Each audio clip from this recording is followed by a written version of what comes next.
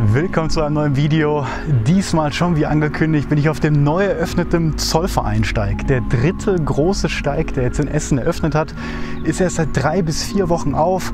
Und ich bin heute hier, möchte den gesamten Trail laufen. 26,4 Kilometer, 300 Höhenmeter. Und als Essener ist das natürlich was ganz Besonderes, denn hier gibt es nicht die klassische Natur, sondern eher, es geht um die Natur des Menschen, sage ich mal. Denn das ist ein Industriedenkmal und die Route zeigt, was hier im Ruhrgebiet alles gebaut worden ist. Ganz vorne ran natürlich die Zeche Zollverein, seht ihr im Hintergrund vielleicht, der Eiffelturm des Ruhrgebiets. Und wie gesagt, möchte ich das laufen, aber ihr wisst, ich track auch gerne, deswegen mit einer ganzen Übernachtung. Heute will ich ein bisschen laufen, gucken, wo ich dann schlafe und morgen den Rest. Und deswegen fange ich erstmal hier in der Zeche an und schauen wir uns das Ganze mal an.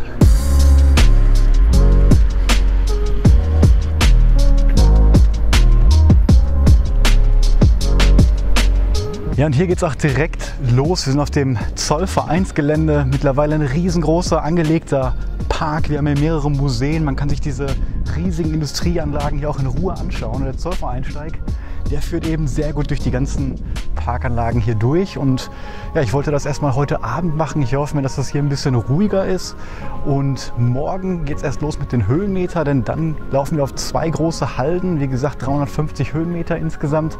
Und da stelle ich mir vor, dass ich dann irgendwie im Morgengrauen morgens eine sehr gute Aussicht habe. Aber jetzt geht es erstmal durch das Gelände hier.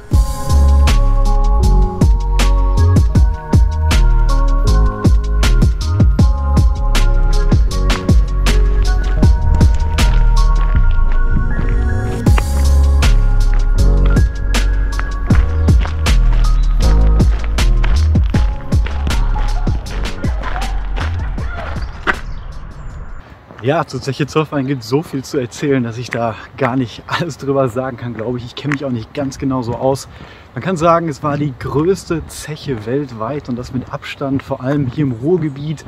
Das Ruhrgebiet erstreckt sich wirklich hier rum, also die ganze Industriekultur, die ganze Zechenlandschaft, das ist quasi das Herzstück davon, war über 100 Jahre im Betrieb, mehr oder weniger. Und ich glaube, hat die Arbeit 1980, in den 80er Jahren irgendwann eingestellt. Und seitdem wird das hier immer mehr zum Landschaftspark ausgebaut. Und ich denke mal, alle, die aus Nordrhein-Westfalen oder dem Ruhrgebiet kommen, die waren auch schon mal hier. Und für alle, die von weiter weg kommen, denen würde ich spätestens jetzt empfehlen, mal hier hinzukommen und den Zollvereinsteig zu laufen. Ich weiß noch nicht genau, wie gut mir dieser Steig gefallen wird, aber ich finde es auf jeden Fall klasse, dass das mal so ein kleiner Gegensatz zu den anderen Steigen hier in Essen ist, die ja unten im Süden sind, mehr am See, und das hier mal wirklich ja, sehr urban ist und durch das ganze Herzstück hier durchgeht. Und ja, ich gehe jetzt, glaube ich, gerade wirklich zum Hauptgebäude hin. Hier gibt es eine Menge Anlagen, die Kokerei ist hier auch noch, verschiedene Schächte. Und ich lasse mich mal überraschen, ich weiß nicht genau, wo der Weg hier auch lang führen wird, war auch schon lange nicht mehr hier. Und so wie ich das sehe, ist es auch sehr ruhig hier gerade. Ich habe sehr viel Glück. Und ja, wir haben 7 Uhr mittlerweile. Ich habe noch ein bisschen Tageslicht. Habe wie gesagt heute 10 Kilometer geplant. Und zum Schlafplatz erzähle ich euch gleich noch was.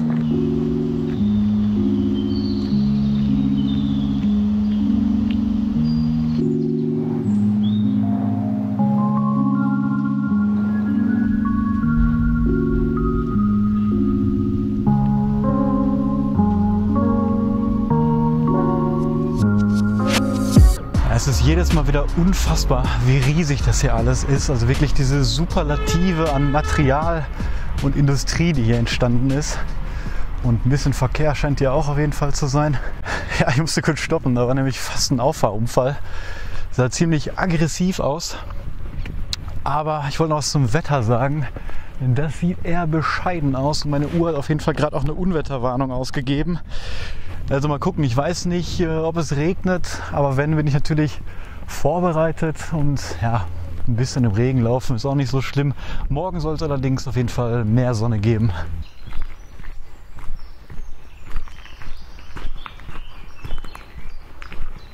Ja, ein bisschen grün ist es hier dann auf einmal doch geworden. Da vorne liefen auch gerade so ein paar Hasen schon entlang. Aber mehr ist hier, glaube ich, erstmal nicht so nah an der Zeche zu erwarten. Und ich laufe jetzt, wie gesagt, zum Hauptgebäude. Ich glaube, vorne war die Kokerei. Und dann sehen wir nochmal dieses große Denkmal, von dem ich gerade schon erzählt habe. Das ganze Gebiet ist natürlich auch UNESCO-Welterbe seit 2001. Also, wie gesagt, wirklich sehenswert. Ja, und nochmal zur Wanderung an sich. Das Hauptziel, was ich so mit meinen Videos habe, ist natürlich, vielleicht andere Leute auch dazu zu ermutigen, diese Trails zu laufen und so ein bisschen Lust auf Outdoor zu machen. Und deswegen, für mich ist eine Übernachtung dann auf dem Trail, das Trekking an sich immer sehr, sehr wichtig. Und falls ihr unsere letzte Podcast-Folge gehört habt, da habe ich schon mal darüber gesprochen, dass ich versucht habe, hier schon vorher einen Platz zu finden, an dem man ja sein Zelt aufschlagen kann. Hier im Landschaftsschutzgebiet oder Landschaftspark natürlich nicht. Und da ich hier auch noch nie war und den Trail gar nicht kenne, werde ich spontan gucken. Ich habe alles dabei, um auch in der Natur zu schlafen, mein Kilt, mein Zelt. Aber es gibt einen legalen Stellplatz, der eben in 10 Kilometer kommt. Und ich habe da vorher angerufen und gefragt, kann man da zelten? Und irgendwie wusste das so keiner. Deswegen werde ich das für euch jetzt auch mal herausfinden, ob man A, da schlafen kann und B, ob es vielleicht hier doch noch andere Lagerplätze gibt. Sollte ich aber keinen finden, habe ich meinen Camper dort geparkt und werde dann oben quasi im Aufstelldach dort schlafen und den restlichen Trailer morgen zurücklegen. Wir sind hier natürlich sehr urban gelegen. Man kommt hier von A nach B super gut mit öffentlichen Verkehrsmitteln. So habe ich das auch gemacht. Bin direkt von da dann nach dem Parken hier hingefahren. Und natürlich wäre es mir auch lieber, wenn man hier mit dem Zelt irgendwo schlafen könnte. Aber ich weiß es spätestens morgen nach dem Trail. Ja, hier mal ein Aushängeschild vom Zollverein-Steig. Hier sieht man die Route so ein bisschen. Und ich befinde mich gerade, wie gesagt, hier immer noch auf dem Gelände und werde noch diesen ganzen Weg hier laufen. Und hier oben im Revierpark Nienhausen, da oben steht mein Camper. Und das ist wirklich nur ein bisschen vom Trail ab. Und morgen geht es dann den ganzen Weg über die Halden, hoch da zum Kanal und wieder zurück zur Zeche. Ja, angekommen am Hauptparkplatz sieht man nochmal das ganze Gelände, über das ich gerade gelaufen bin. Und da ist der Eiffelturm des Ruhrgebiets, schon sehr imposant und hoch auf jeden Fall. Da das große Museum und für mich geht es jetzt, glaube ich, in die Richtung. Und ja, damit verlasse ich schon das Gelände und mache mich mal dann langsam auf den Weg Richtung Revierpark.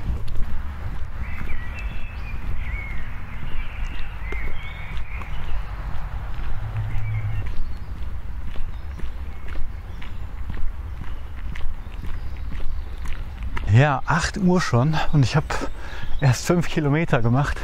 Ich laufe hier gerade durch einen sehr schönen Park. Und ich merke gerade, ich laufe den Trail anscheinend rückwärts, weil die Beschilderungen ja von der anderen Seite sind ein bisschen besser wohl. Und ich muss mal gucken, ist natürlich jetzt Ende April schon ausreichend hell immer. Ich habe das, glaube ich, ein bisschen unterschätzt. Also ich glaube schon, dass ich im Dunkeln ankommen werde in der Dämmerung. Wäre natürlich blöd mit einem Zeltaufbau dann. Obwohl ich natürlich die Kopflampe habe, aber ja, wenn ich im Aufstelldach schlafe, dann ist das eigentlich auch relativ egal. Wetter, wie gesagt, ist echt gut, weil das so eine Mischung aus warm ist. Ich glaube, wir haben jetzt so 14 Grad etwa, aber bewölkt. Das heißt, nicht viele Leute sind draußen, sind auf dem Freitagabend jetzt eher zu Hause. Ich sehe nur ein paar Jogger und Leute mit Hunden, aber so habe ich jetzt eigentlich den schönen Park hier ganz für mich. Okay, man betritt hier einen Friedhof. Und ich sehe direkt eine erste Wasserquelle, aber leider ohne was drauf. Da hätte man natürlich jetzt gut Wasser holen können. Kann aber sein, weil wir noch April haben, dass die quasi erst, ja, wenn es wärmer ist, wieder aufgedreht werden und sonst die Leitungen Probleme kriegen. Aber schon mal gut zu wissen, dass man hier für eine Trekking-Tour auch Wasser bekommen würde.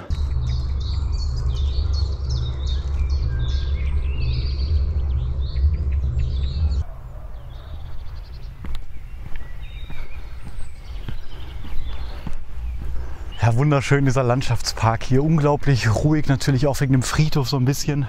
Da hinten mal eine kleine Erhöhung, da hat man schon so ein bisschen von Essen und dem Ruhrgebiet an sich gesehen. Und ich genieße diese Ruhe hier gerade echt total. Die letzte Tour bei mir ist auch schon wieder über einen Monat her. Und das hier gerade, die Ruhe mit den Vögeln und so, überall schöner Rasen, frisch gemäht. Das macht auf jeden Fall Lust auf den Sommer und Lust auf die kommenden Touren. Und dann habe ich mich auch direkt schon erst einmal verlaufen jetzt. Die Beschilderung ist hier auf jeden Fall besser. Ich habe auch was gelesen von 15.000 bis 18.000 Markierungen insgesamt, aber dieses Schild zeigt für mich nach rechts hier auf jeden Fall. Dann bin ich eben hier hoch, aber ich sehe gerade, gut, hier ist ein Loch im Zaun. Okay, kleiner Single Trail, da bin ich mal gespannt, wo es hier lang geht.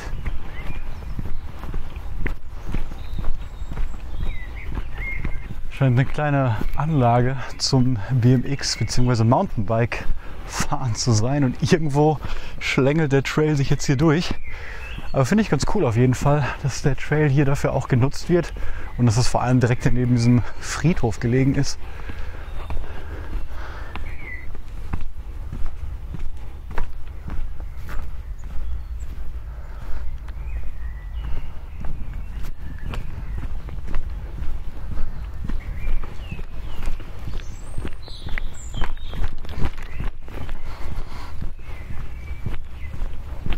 Also das Stück Rad hat mir richtig gut gefallen. Hier geht es irgendwie einen Kilometer wirklich Single-Trail-mäßig durch so ein kleines Waldstück. Ich weiß gar nicht, ehrlich gesagt, wo in Essen wir sind, aber das mag ich total gerade. Ja, direkt vor der Haustür solche geheimen Pfade zu haben. Solche Routen plane ich auch immer sehr gerne selber am Baldener See, weil da eben so viele versteckte Wege sind, ja, über die man normal nicht wie auf so einem Hauptweg hier läuft. Und das finde ich sehr gut, dass die diese kleinen Trails auch genutzt haben für den Steig. Also bisher finde ich es sehr, sehr gut.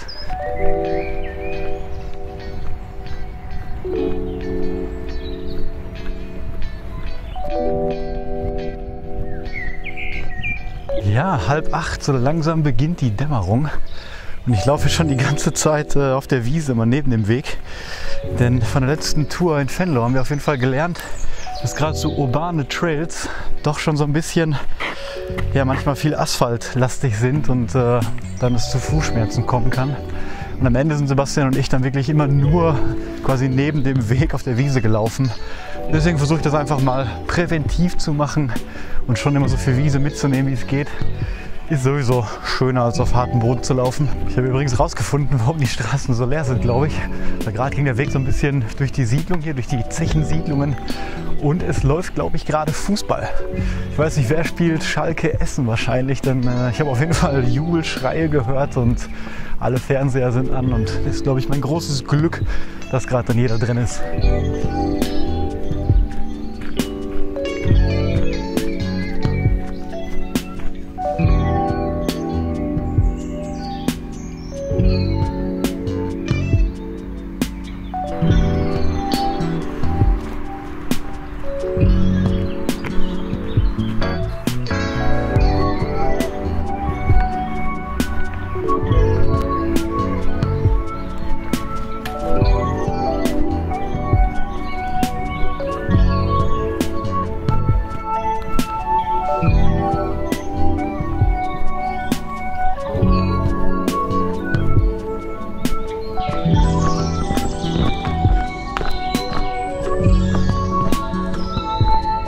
Sehr schöne Parkanlage wieder und man sieht direkt, dass die Routenbauer versucht haben, nicht die Hauptwege zu nehmen, sondern es gab da viele kleine Single Trails. Wie gesagt, finde ich sehr gut.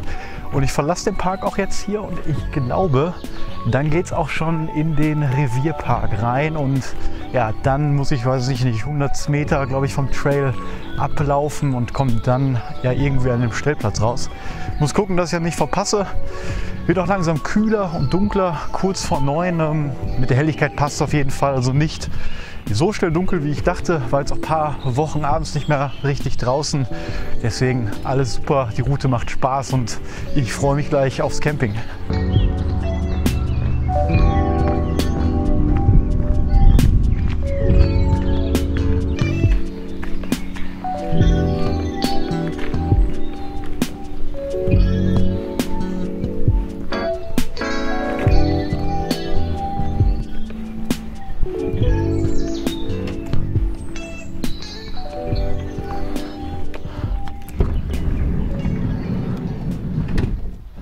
Ja, angekommen hier um kurz nach 9 und jetzt werde ich hier erstmal auf dem Stellplatz mein Lager aufbauen.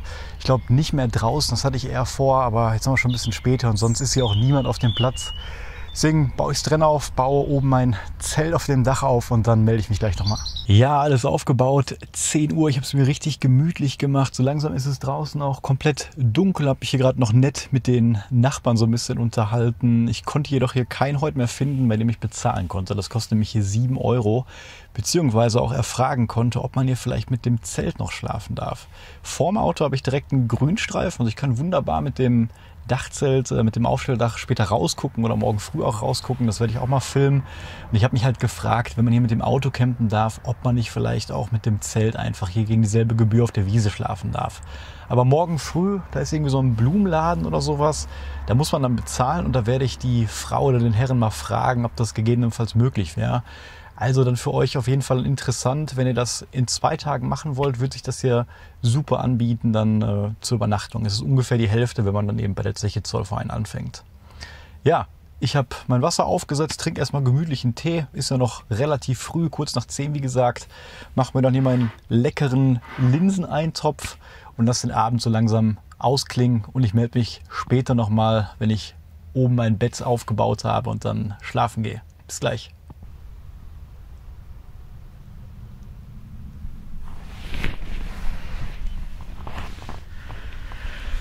Ja, 10 vor 12 und so langsam bin ich auch müde. Ich werde noch ein bisschen lesen und mache es mir dann hier im Kilt gemütlich und mit dem kleinen Kissen. Ich habe gerade die Temperaturen für heute Nacht gecheckt. 4 Grad, habe es mir ein bisschen wärmer vorgestellt, aber wenn man aus dem Winter kommt, dann ist das eigentlich noch angenehm mit Temperaturen. Morgen ist es leider keine Sonne, wieder bewölkt, aber zumindest kein Regen und Temperaturen bis 14 Grad. Deswegen freue ich mich unglaublich auf morgen und werde auch so langsam schlafen. Bis morgen.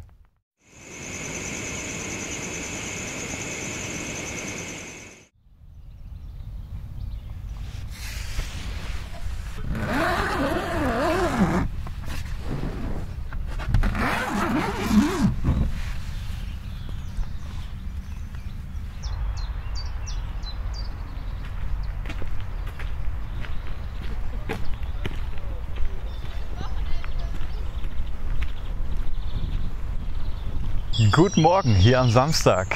Die Nacht ist vorbei. Ich habe relativ gut geschlafen, nicht ganz so gut wie sonst. Bin ein paar Mal aufgewacht. Ja, mache mir viel Gedanken gerade, so weil viel ansteht im Frühling und Sommer tourenmäßig und das hält mich immer so ein bisschen wach. Die Nacht war auch ein bisschen kälter noch als gedacht. So 4 Grad fühlen sich dann doch immer sehr kalt an, ohne Isomatte und Jacke drüber. Ja, ging aber alles und ich bin dann relativ schnell los. Wir haben jetzt 9 Uhr, habe glaube ich bis 8 geschlafen und so ein bisschen länger. Habe noch nicht gefrühstückt, keinen Kaffee gehabt, aber ich wollte sofort los. Und wie ihr seht, ja, ist die Sonne rausgekommen. Der Himmel ist gerade blau und das sieht man auch direkt an den ganzen Leuten, die hier unterwegs sind. Sehr viel mit den Hunden und so, auf jeden Fall mehr als gestern. Und ich möchte jetzt relativ schnell auf die erste Halde, die gleich kommt und von da die Aussicht genießen und vielleicht einen Kaffee machen.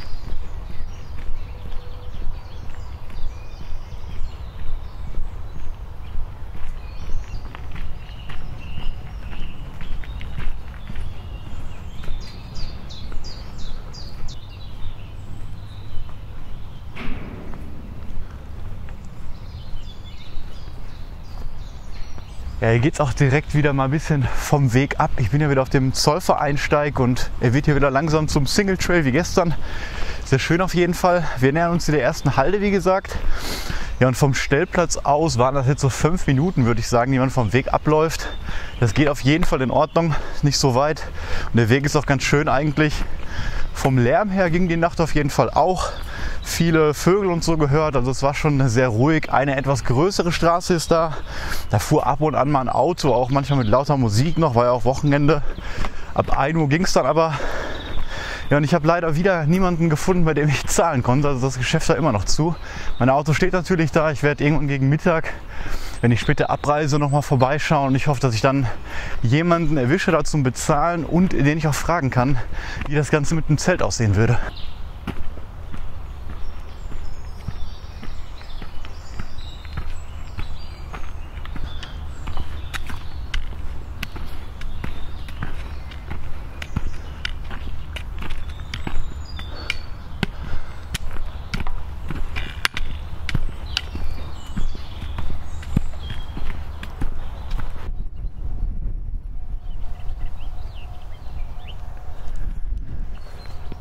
Ja, und hinter mir sieht man auch ein bisschen was vom Ruhrgebiet. Im Hintergrund Essen, auch wieder die Zeche Zollverein, habt ihr vielleicht gerade erkannt, wo wir gestern waren. Und jetzt bin ich auch, glaube ich, oben angekommen hier auf der Halde Zollverein. Und nochmal für alle, die jetzt hier nicht aus der Region kommen und gar nichts mit dem Begriff Halde anfangen können. Eine Halde ist quasi ein künstlich angelegter Hügel oder Berg. Das geht schon bis 300 Meter, glaube ich, teilweise hoch.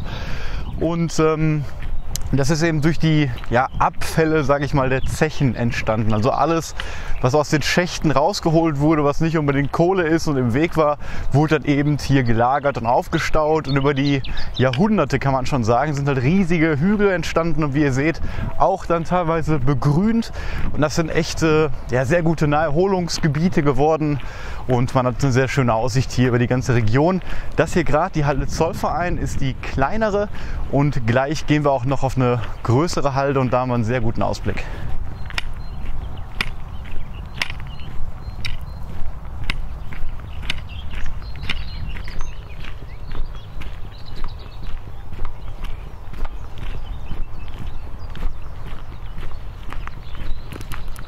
Kurze Korrektur nochmal zu gerade. Die höchste Halde ist nicht 300 Meter, sondern nur etwa die Hälfte, 140 Meter hoch. Ich habe das mit den Höhenmetern verwechselt, die auf dem Trail anfallen.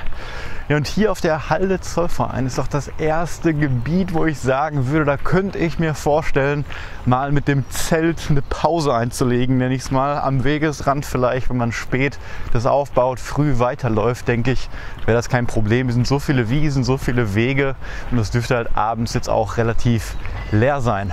Ja, und ich glaube, ich verlasse auch gerade wieder die Halde. Hier kommt jetzt eine Treppe, wo man runter geht und jetzt hier im Schatten ist es auch wieder ordentlich kühl geworden. Wir haben erst 8 Grad, aber durch die Sonne konnte ich schon mal wenigstens meine kurze Hose anziehen und eben auch meine Jacke schon im Rucksack packen und bin eigentlich auch gut warm gelaufen. Und wie gesagt, da hoffe ich mir gleich einen Spot in der Sonne zu finden und dann mal gemütlichen Kaffee zu kochen. Ich glaube, bis zur zweiten Halde ist es noch ein bisschen zu weit, deswegen mal schauen, was ich hier noch finde.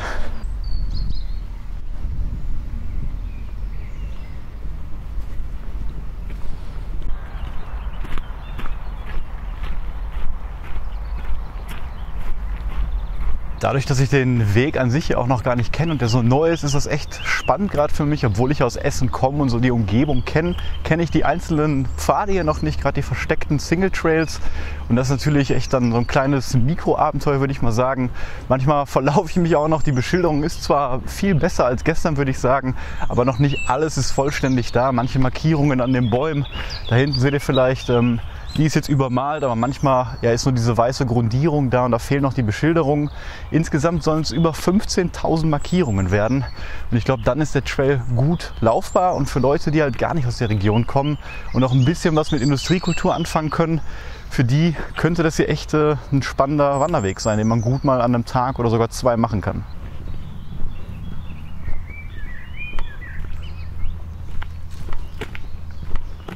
Hier am Weg ist eine Markierung, aber ich kann mir nicht vorstellen, dass der Weg hier lang geht. Hier ist so ein kleiner alter Unterstand oder Schutzhütte. Das ist auch das erste, was ich so schutzhüttenmäßig wirklich sehe. Aber ich kann mir echt nicht vorstellen, dass der Weg hier lang geht. Nee, da geht es noch nicht weiter. Ich glaube, dann geht es einfach weiter geradeaus.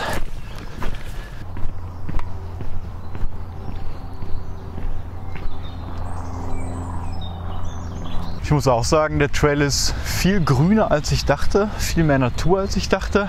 Aber auch nicht umsonst ist Essen die grünste Stadt in NRW und die drittgrünste Stadt in Deutschland. Ist auch immer wieder überraschend, finde ich, aber das sieht man auch. Wir haben zwar sehr viele Siedlungen, sehr eng auch hier im Ballungsraum, aber durch diese kleinen Pfade, durch die vielen Grünanlagen wirkt das gar nicht so. Und man merkt das hier auch. Ich habe erwartet, dass wir viel öfter auch durch die klassischen Zechensiedlungen laufen, die ihr gerade mal auf der Aufnahme kurz gesehen habt. Aber dem ist nicht so. Gerade in diesem Verbindungsstück von einer Halde zur anderen Halde laufe ich hier die ganze Zeit nur durch Grünanlagen. Man hört zwar ein bisschen die Autobahn im Hintergrund, aber so stört das nicht. Ja, und ich habe mich dazu entschlossen, jetzt doch erstmal weiterzulaufen bis zur großen Halde, Schurbach-Halde, und doch hochzugehen und da versuchen, einen Kaffee zu trinken, weil ich glaube, das lohnt sich schon mit der Aussicht. Und ich habe im Gefühl, dass das nicht mehr so lange dauert, aber ich weiß es ehrlich gesagt nicht. Okay, mein Bauchgefühl hat sich nicht getäuscht, denn kurz nach der Aufnahme kam dieses Schild hier und wir befinden uns, glaube ich, hier und gehen jetzt, wie gesagt, auf die Schurenbach-Halde, direkt am Rhein-Herne-Kanal, und ich glaube, da werden wir eine super Aussicht oben haben.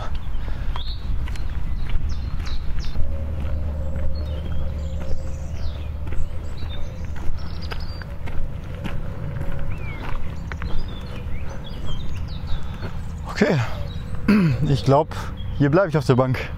Super Aussicht. Da hinten sieht man Bottrop, das Alpine Center und das Tetraeder für alle, die das kennen. Wahrscheinlich auf der GoPro jetzt nicht so gut zu sehen, aber ist schon ein sehr netter Ausblick. Ich glaube, ganz oben sind wir noch nicht. Genau, da oben ist quasi die Spitze. Da sieht man auch dieses Denkmal, da erzähle ich gleich noch was drüber. Aber hier ist nicht viel los und hier ist man in der Sonne. Und ja, dann noch der Nordsternpark in Gelsenkirchen. Also wirklich ein super Ausblick hier zu vielen Ruhrgebietsstädten. Ja, super. Hier lasse ich mich jetzt erstmal nieder. Ja, kurz den Esbit-Würfel angemacht. Der kleine reicht dafür einen kleinen Kaffee. Ich glaube 300 Milliliter sind das so. Das ist mir gar nicht aufgefallen, gerade bei der Aussicht, aber da hinten sieht man auch Gladbeck und die Mottbruchhalde. Das sind die beiden schwarzen Hügel quasi, wo das Windrad drauf ist. Und rechts daneben, da komme ich quasi her, da ist mein Elternhaus und ich habe das gar nicht wahrgenommen vorhin, aber hier hat man wirklich einen sehr schönen Ausblick über das Ruhrgebiet. Bin gespannt, wie es gleich da oben ist.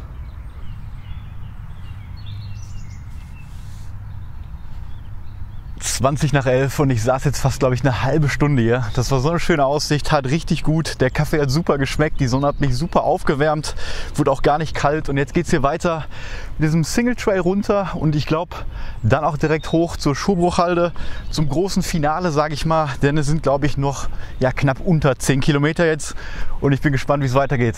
Ja, und es fängt direkt richtig gut an, denn ich habe mich total verlaufen. Ich weiß gerade auch gar nicht mehr, wo ich herkam und wo ich hin muss. Aber ich glaube, irgendwo kam ich gerade da rechts runter. Und da war es auf jeden Fall falsch. Meine Uhr hilft mir gerade auch nicht so wirklich, denn irgendwie soll es hier links runter gehen. Aber ich habe hier absolut keinen Weg entdeckt. Und wenn es hier einen Weg gibt, dann wird der ziemlich steil.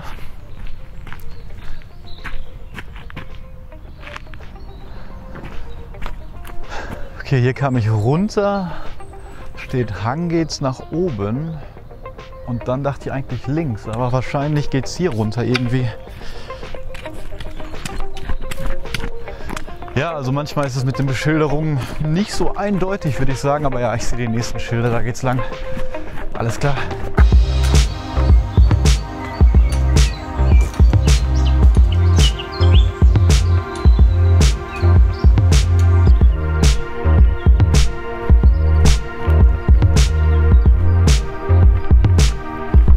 Läuft hier so auf mittlerer Höhe einmal quasi um die Halde herum und das ist natürlich die Schurenbachhalde. Ich komme langsam mit den Halden auch ein bisschen durcheinander und jetzt bin ich hier so 15 Minuten um die Halde herumgelaufen und ich glaube, der Aufstieg, wenn man es so nennen kann, kommt jetzt gleich von der anderen Seite.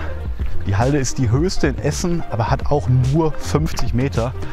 Aber trotzdem denke ich, ja, dass die Aussicht gut sein wird.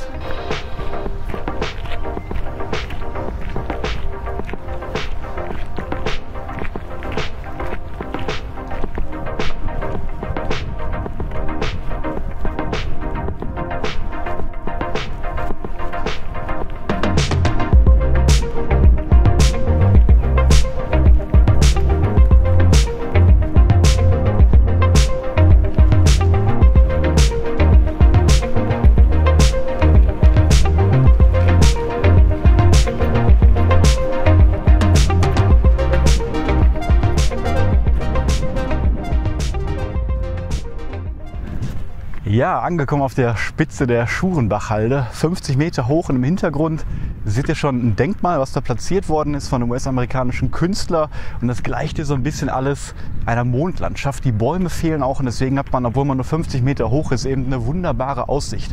Ja, und dieses Denkmal, das soll so ein bisschen den Industriewandel der Region zeigen und man hat hier wirklich einen Überblick über das gesamte Ruhrgebiet. Also man sieht wirklich alle möglichen Städte und ich brauche gar nicht anfangen, euch alles zu erzählen, was man hier sieht. Hintergrund vielleicht die Arena Schalke, seht ihr vielleicht, das mit dem weißen Dach, da hinten die Essener Skyline und viele andere Orte, die wir auch gerade schon erwandert haben und gesehen haben. Hier ist es ziemlich windig und dadurch auch ein bisschen kälter. Ich genieße jetzt noch ein bisschen den Ausblick und dann geht es gleich weiter runter.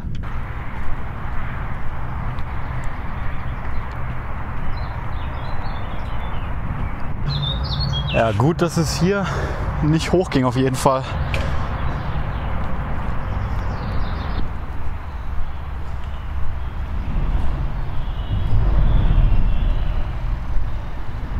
Kleiner Tipp, wenn ihr von der Halde kommt, gibt es da rechts einen Kiosk und da gibt es einen leckeren Kaffee für 1 Euro.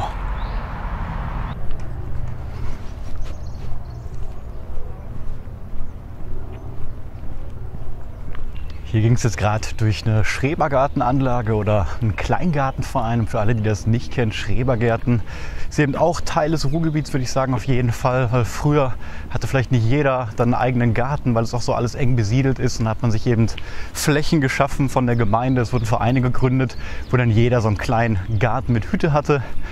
Ein bisschen Crossover gibt es vielleicht auch mit einem Campingplatz, weil ich weiß, dass auch manche Leute darauf schlafen.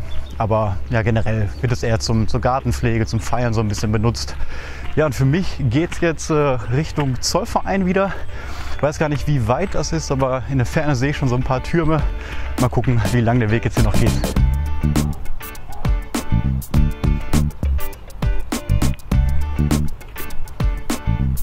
Und kurz nach dem Schrebergarten nochmal eine super Gelegenheit, um Wasser nachzufüllen. Und der Hahn ist auf jeden Fall hier offen. Und es wäre eine super Gelegenheit, mal Wasser nachzufüllen. Ich habe aber noch genug, deswegen geht es für mich weiter.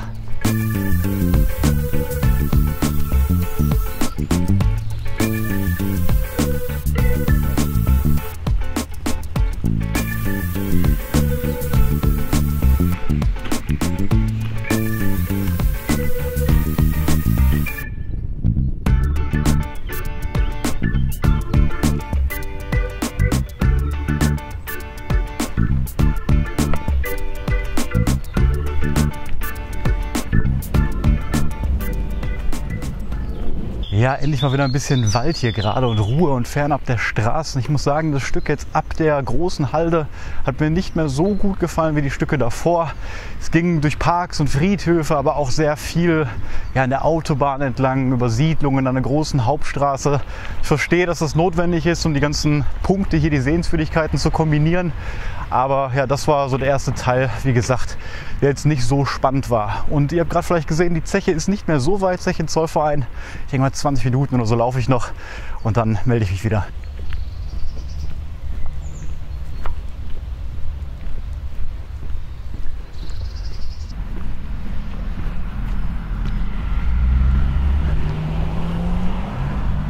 Ja, ich habe es geschafft, 1:30 und hier habe ich gestern den Trail abends angefangen. Bin wieder an der Zeche Zollverein angekommen. Von hier aus werde ich jetzt den kürzesten Weg wieder zum Revierpark nehmen, wo mein Camper steht. Das sind nochmal so 2,5 Kilometer. Dann hoffe ich, dass ich da endlich jemanden finden kann, wo ich bezahlen kann und den ich nochmal explizit nach der Zeltoption fragen kann. Ich laufe dann zum Auto und werde mich dann aus dem Auto heraus nochmal mit einem Fazit bei euch melden. Ja, genau 2 Uhr und ich bin wieder am Auto. Wetter wurde noch richtig gut. Es war jetzt richtig warm. Ich hätte fast noch mein T-Shirt dann angezogen. Ich habe hier endlich jemanden erwischt. Da vorne ist direkt ein Café und so ein Blumenladen. Das Café hatte oben auf. Da kann man auch lecker noch was zu essen holen. Kaffee, bisschen Proviant. Jetzt zum Fazit der Route. Ich bin jetzt knapp mit den Umwegen hier zum Revierpark 31, 32 Kilometer gelaufen. Der Steig hat mir sehr, sehr gut gefallen, noch besser als ich dachte. Wie gesagt, Natur habe ich nicht so viel erwartet, aber war doch ein bisschen mehr. Natürlich im Frühling jetzt ist sowieso die Landschaft immer sehr, sehr schön. Aber die Routen sind wirklich gut, die führen viel durch Parks, durch Friedhöfe, über die Halden. Am besten hat mir tatsächlich das Stück hier um den Revierpark bis zur ersten Halde gefallen. Danach das Stück nicht mehr so ganz gut. Ein Highlight ist natürlich dann noch die hohe Halde mit der super Aussicht. Ja, wie gesagt, danach waren viele Straßen. Also falls ihr nur irgendwie einen Teil laufen wollt, dann würde ich wirklich die Zeche Zollverein empfehlen, da anfangen und dann quasi bis zu der ersten Halde laufen oder kurz vor die zweite, da wo ich die Pause gemacht habe. Ja, mit der Übernachtung, das habe ich hier gerade nochmal gefragt und habe da immer noch keine 100% konkrete Antwort erhalten. Das scheint hier aber sehr, sehr locker alles zu sein. Ich habe ja auch mit Leuten gesprochen, die campen mir schon 10 Jahre.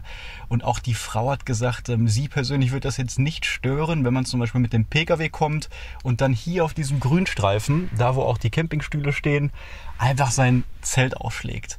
Und ehrlich gesagt kann ich mir auch nicht vorstellen, dass sich hier jemand beschweren würde. Hier kann niemand zum Kontrollieren. Und warum sollte das auch ein Problem sein? Hier stehen riesige Fahrzeuge, die Leute campen draußen, die haben ihre Markisen aufgebaut. Und deswegen sehe ich da eigentlich kein Problem, wenn man ganz normal die Gebühr entrichtet und dann einfach für die Nacht abends sein Zelt hier aufschlägt und dann morgens wieder abbaut. Und deswegen halte ich das hier für die beste Möglichkeit, wenn ihr aus der Tour eine Trekking-Tour machen wollt. Ja, mit Bivakieren sieht es eher schlecht aus. Wenn ihr das unbedingt machen wollt, also am Wegesrand quasi nur euer Lager für die Nacht aufschlagen wollt, ein paar Stunden schlafen wollt, weiterlaufen wollt, dann würde ich ja das Stück quasi nach der Zeche Zollverein empfehlen. Dort waren dann so ein paar Parks, was auch kein Landschaftsschutzgebiet war. Und da kann ich mir schon vorstellen, da waren auch viele Wiesen, dass man da einen Spot finden würde. Ja, aber ich finde immer, wenn es die Möglichkeit gibt, das quasi offiziell auch zu machen und hier auch die Region ein bisschen zu unterstützen mit diesen 7 Euro, ist ja auch nicht viel Geld, dann sollte man das ruhig machen. Ja, ich hoffe, ich habe euch einen super Einblick zu dem Steichi gegeben. Wenn ihr noch Fragen habt zu einzelnen Etappen oder sowas, dann könnt ihr mir sie gerne in den Kommentaren stellen.